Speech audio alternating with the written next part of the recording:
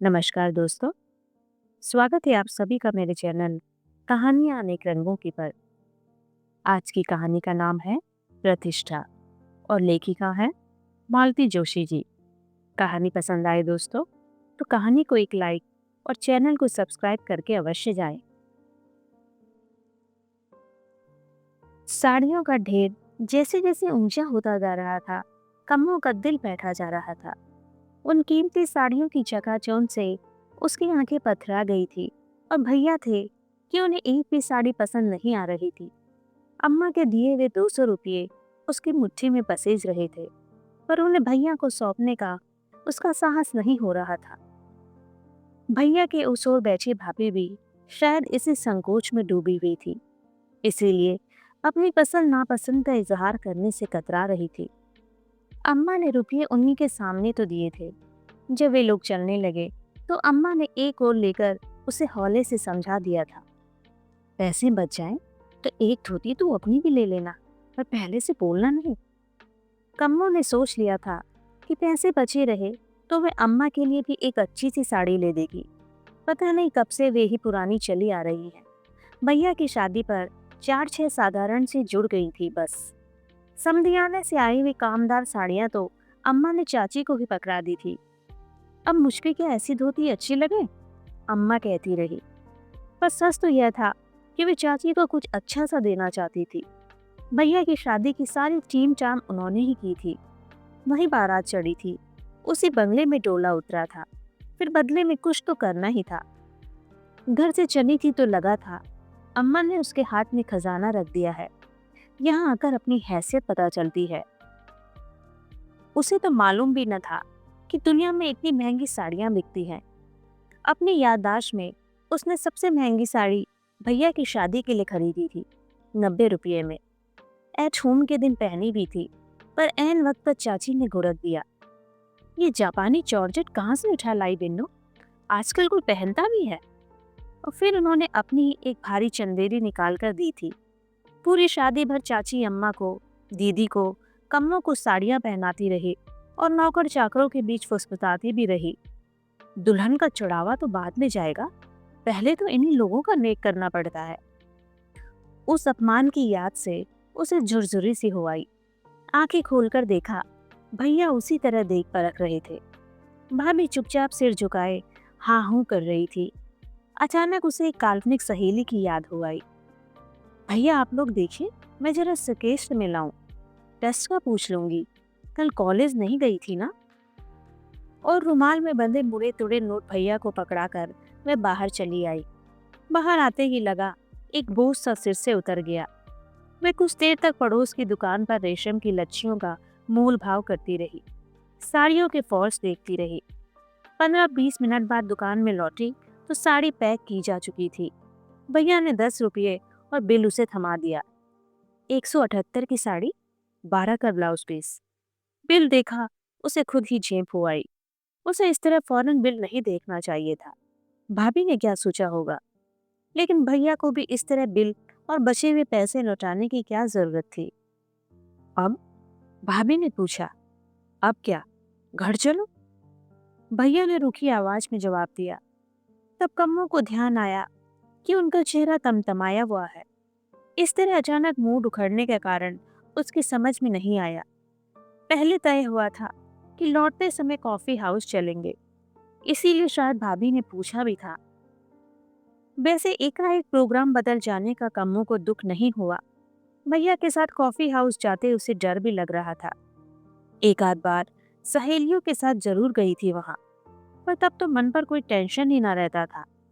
लेकिन भैया के सामने वह छुरी कांटे से खा भी नहीं सकेगी, ना ही हाथ से खाने का उसे साहस होगा। भाभी के सामने ही चिढ़क देते भैया तो और किरकिरी हो जाती। तांगे में बैठकर सीधे भी लोग घर ही आ गए।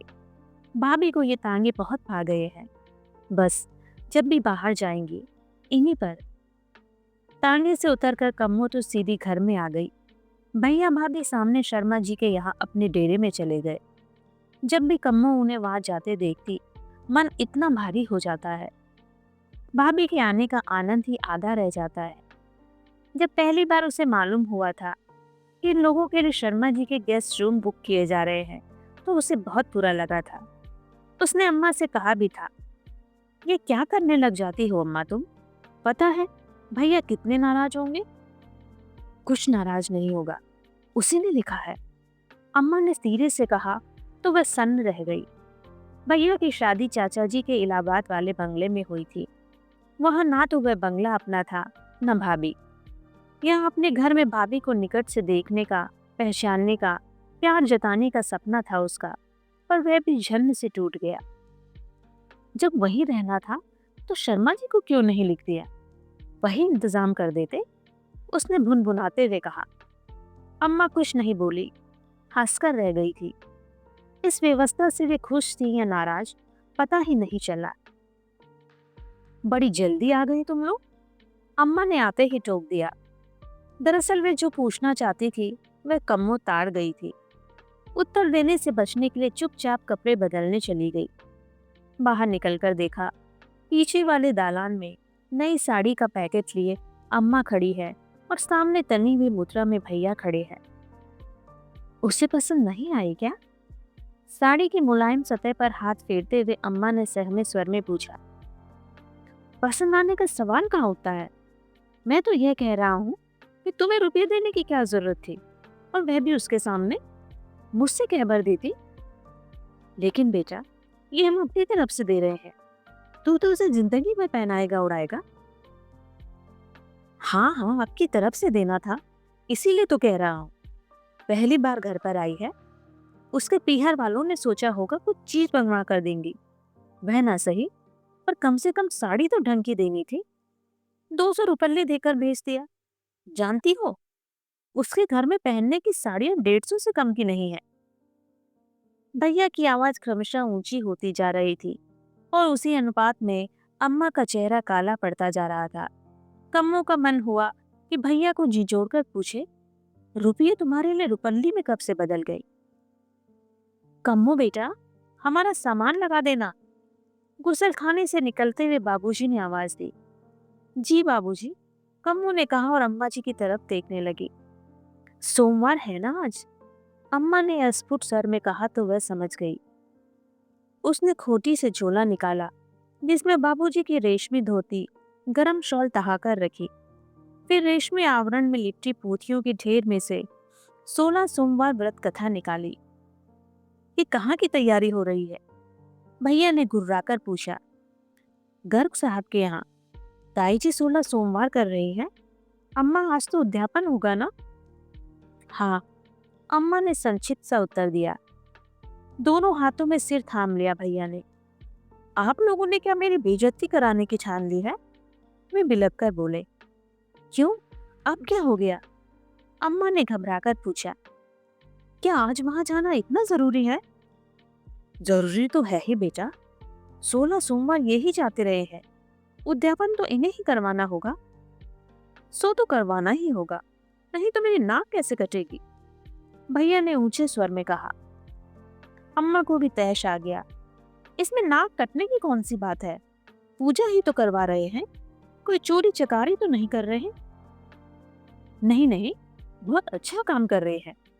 दिन भर तंबाकू मसलते हुए खुले बदन बैठे रहते हैं, सो भी बहुत अच्छा करते हैं। आप धुआंती रसोई में सबको कांसे की थालियों में खाना खिलाती है, वो भी बड़ी अच्छी बात है। 15 दिन पहले से पत्र लिख दिया था, और घर में ढंग की 4 कप प्लेट भी न ला सके आप लोग। फिर बार बार बहू को यहाँ बुलाने की क्या जरूरत थी? गलती हो गई बेटा। बाबूजी संध्या वंदन करके दालान में आ गए थे। बहुत गलती हो गई बेटा, जो हमने तुम्हें निमंत्रण दिया। दरअसल हमें याद ही नहीं रहता कि तुम अब सिविल सर्जन के दामाद हो। हम तुम्हें अभी अपना मुन्ना ही समझते चले आए हैं, जो उस टूटे फूटे घर में बड़ा हुआ है। इसी जजमानी के बल पर ही जिसे मैंने। और दरवाजे की ओर देखकर बाबूजी एकदम चुप हो गए। सबने मुड़कर देखा। दरवाजे में सिर झुकाई सहमी सुकड़ी भाभी खड़ी थी।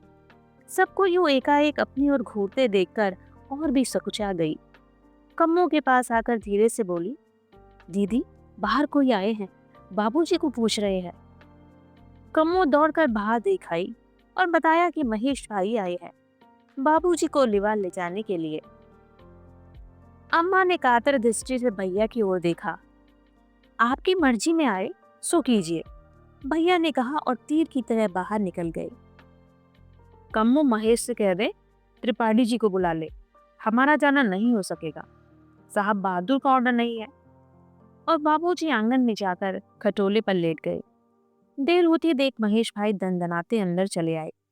चाचा जी कहाँ है कम्मो, नहा रहे हैं क्या? जल्दी कर लेते तो ठीक था, 2 घंटे पूजा में लग जाएंगे, फिर खाना रात के 12 बजना तो निश्चित है। और मुसीबत तो ये है कि अम्मा ने आज हम सबको भूखों मार डाला है। महेश भाई बोलते बोलते चुप हो गए और वातावरण का जायजा लेते हुए बोले, कम्मो बात क्या है? बात कुछ नहीं है, आप जरा देर बैठिए, भाभी ने एकाएक आगे बढ़कर कहा। तो अम्मा और कम्मो दोनों चौंक पड़ी। महेश भाई की ओर एक स्टूल सरकाते हुए भाभी पूजा घर की ओर चली गई। पटरी पर झोला रखा था और आसपास ढेर सारी चीजें थी। उन सबको झोले में ठूस कर कम्मो को दिखाया। दीदी ठीक है? कम्मो को हंसी आ गई। झोला हाथ में लेकर उसने फालतू चीजें निकालकर यथास्थान रख दी और कहा, आप ठीक है। चश्मा रह गया है, अम्मा ने धीरे से याद दिलाया। फौरन ढूंढ ढांड कर उसे भी रखा गया। अरे वाह, भाभी जी तो एकदम एक्सपर्ट हो गई, महेश भाई बोले। एक्सपर्ट कहाँ हुई अभी, अभी तो सीख रही हूँ, भाभी ने संलज्ज मुस्कान के साथ कहा। फिर कम्मो से बोली, बाबूजी से कह दीजिए सब तैयार है। बाबूजी से कहना नहीं पड़ा, आंगन में बैठे बैठे सब सुन ही रहे थे। उठे और भारी भारी कदमों से महेश भाई के पीछे चल पड़े। उनका सिर झुका हुआ था और मुद्रा भी खिन्नी थी। जाते हुए महेश भाई फिर एक बार लौटकर भीतर आए। चाची, आप लोग भी ज्यादा देर ना कीजिएगा, मैं अभी माँ से एक्सप्रेस पूजा करवाता हूँ, बस आप लोग फटाफट आ जाइए। महेश भाई के सामने अम्मा मुस्कुराती रही, पर उनके जाते ही एकदम उदास हो गई। वही दीवार के सहारे धम्म से बैठ गई। थोड़ी देर में ये कैसा तो नाटक हो गया था। अम्मा जी, क्या हम लोगों को भी जाना है वहां? भाभी ने पूछा। हाँ बेटा, जाना तो था, बिना जाने बूझे तुम लोगों का भी निमंत्रण ले बैठी हूं मैं, अम्मा ने उसास भरकर कहा और चुप हो गई। आज के भोज का कल तक कितना उत्साह था मन में। सोचा था अपनी सुंदर सुशील एमए बास बहू को लेकर शान से वहां जाएंगी। अब तक तो लोग होनहार बेटे को लेकर ही उनके भाग्य को सराहते थे, अब राम जानकी का जोड़ा देखेंगे तो बधाइयों का तांता लग जाएगा। पर सारी उमंगों पर पानी फिर गया था। वहां कौन सी साड़ी पहनकर चलूं अम्मा जी? भाभी पूछने लगी तो अम्मा ने चकित होकर सिर उठाया। पहन लो कोई अच्छी सी, उन्होंने अस्फुट स्वर में कहा। ये नई वाली पहन लो। अम्मा ने चुपचाप पैकेट हाथ में पकड़ा लिया। वे अनमनी सी हो रही थी, कुछ भी अच्छा नहीं लग रहा था। सीधा पल्लू लूं या यही ठीक रहेगा? भाभी जैसे पीछे पड़ गई थी। देखो बहू, इस बार अम्मा की आवाज जरा तेज थी। पहले अपने साहब से पूछा, बाद में हंगामा वो करेगा और पास पड़ोस में फजीयत हमारी होगी। यह कोई तुम्हारा बंगला नहीं है, घर से घर सटा हुआ है, जरा जरा सी बात पर लोग कान। पर भाभी के कानों तक जैसे अम्मा की बात पड़ ही नहीं रही थी। कम्मा को खींचती हुई बोली, चलिए दीदी, आज आप हमारी पसंद की साड़ी पहनेंगी, और उसे घसीटकर ही अपने साथ ले गई। शर्मा जी के यहाँ गेस्ट रूम में अंधेरा था, दरवाजे खुले हुए थे। भाभी ने अंदर पहुंचकर स्विच दबाया और कमरा रोशनी से नहा उठा। पलंग पर भैया गुमसुम से लेटे थे। दोनों को देखकर उन्होंने दीवार की ओर मुंह फेर लिया। भाभी ने अपना सूटकेस उठाकर कम्मो के सामने उलट दिया। लगा जैसे फिर से वह चैताली के शोरूम में पहुंच गई है। दीदी, अम्मा जी सोच रही होंगी कैसी लालची लड़की है ना? क्यों, एकदम नई साड़ी ही मांग बैठी? पर क्या करूं, नया कपड़ा देखते ही मन फिसल जाता है ना। कम्मो पूछना चाह रही थी, क्या आपको साड़ी सचमुच पसंद आ गई है? पर अवसर ही ना मिला। भाभी भैया का सूटकेस खोलकर उनके कपड़े निकाल रही थी। प्रेसबंद पजामा कुर्ता उनके सिरहाने पर रखते हुए भाभी ने उन्हें झकझोरा। अब उठिए भी, ये कोई सोने का वक्त है? मुझे परेशान मत करो, भैया गुर्राए। नहीं करूंगी, बस आप जल्दी से हाथ मुंह धोकर तैयार हो जाइए, देर हो रही है। कहाँ जाना है? वहीं जहाँ बाबूजी गए हैं। मैं नहीं जाऊंगा, बस बोर मत करो। और भैया ने चादर मुंह तक ओढ़ने की कोशिश की, पर भाभी ने बीच में ही पकड़ लिया और कहा, वाह, जाएंगे कैसे नहीं? 16 सोमवार का निमंत्रण है, इस तरह नगारा जाता है कहीं? पाप लगता है। भैया एकदम उठ बैठे। वाह, तुम तो एकदम अच्छी खासी पंडिताइन बन गई यहाँ आकर। पाप पूरने की बातें करने लगी। उनके स्वर में व्यंग्य था। तो पंडिताइन नहीं हूँ, क्या मैं कोई अंग्रेज हूँ? पंडित के घर पैदा हुई, पंडित के घर ब्याही गई, और क्या कहोगे मुझे? फिर एकदम भैया के पास बैठकर नरम स्वर में बोली, देखो, प्लीज आज मना मत करना, तुम्हें हमारी कसम है। सोचो तो, आज अगर हम लोग ना गए तो 4 लोगों के बीच अम्मा बाबूजी की क्या साख रह जाएगी? अपने घर तो हम अपनी मर्जी से जीते हैं, यहाँ आकर अगर सबका मन न रख सके तो आने का अर्थ ही क्या हुआ? कम्मो चुपचाप वहां से खिसक गई। उस वातावरण में अपनी उपस्थिति उसे बड़ी पालतू सी लग रही थी। और फिर घर पर अम्मा भी थी, अकेली, उदास। वे क्या यूं ही उदास रहेंगी? खुशी के ये थोड़े से क्षण उनके साथ भी तो बांटने होंगे। अभी आपने सुनी मालती जोशी जी के द्वारा लिखी गई कहानी। कहानी आपको कैसी लगी कमेंट बॉक्स में लिखकर अवश्य साझा करें। मिलते हैं फिर एक नई कहानी के साथ एक नई वीडियो में। तब तक अलविदा दोस्तों।